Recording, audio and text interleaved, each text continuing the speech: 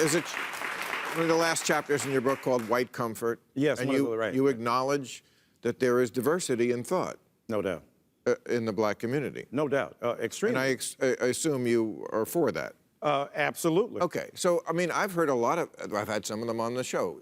Coleman Hughes was here, Camille Foster. I saw that show, yeah. John McWhorter, right. professor like you. Mm-hmm. He talks about the religion of anti-racism. Mm-hmm. He wouldn't agree with everything you're saying. He says we've never been less racist. Now, that doesn't mean there isn't still racism. Right, right. But what is your view of that view? Look, I think, John McWhorter, a friend of mine, very smart guy. I respect all the people you talked about. They don't represent the masses of black people, number one. They don't represent the basic belief of black people. And here's the point. Well, most black people want more policing, not less. I was about to say, black people are culturally conservative. They're unlike, look, I don't represent the mainstream, if you will, of black thought when it comes to things like that, right?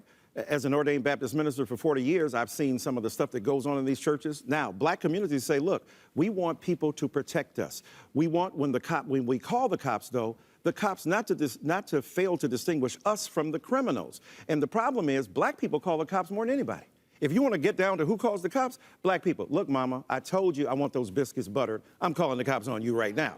So the thing is, and you ain't done it right. But the point is that we want, when the cops show up, not to direct a common, ordinary interchange between two human beings into something lethal. What do I mean?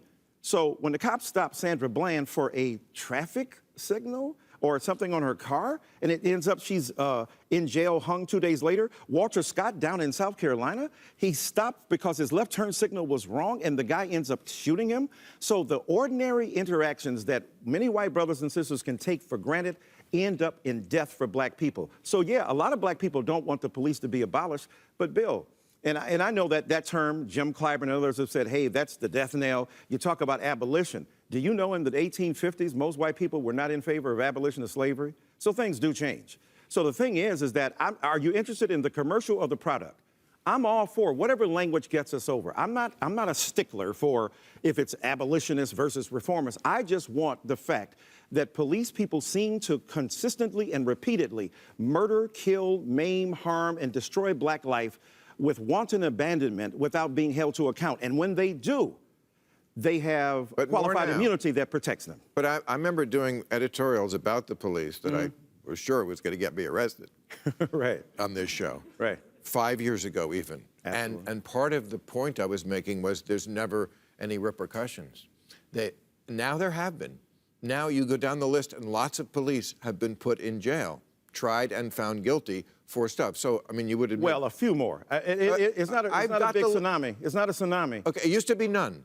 No doubt, and that's progress. But Malcolm X said, you can't put the knife in my back 9 inches, pull it out 6 inches, and call that progress. Well, there has been acknowledgement. Okay. No, I'm acknowledging that there's been some progress, but do you know the overwhelming majority of black people live in fear? LeBron James, who's a rich guy who plays for the LA Lakers, says we live in terror against what the police will do to us. That's a reality that I think many white people hadn't seen until these snuff films. The pornography of black death is repeated in the cinema of black existence. And these films show us that no matter what, hands up, get shot. Hands down, get shot. Speak to the police in a saucy way, shot. Don't say anything at all, get shot. No matter what we do, the crime is not what we do, it's who we are. And that's the reality that we have to confront when it comes to police brutality. All right.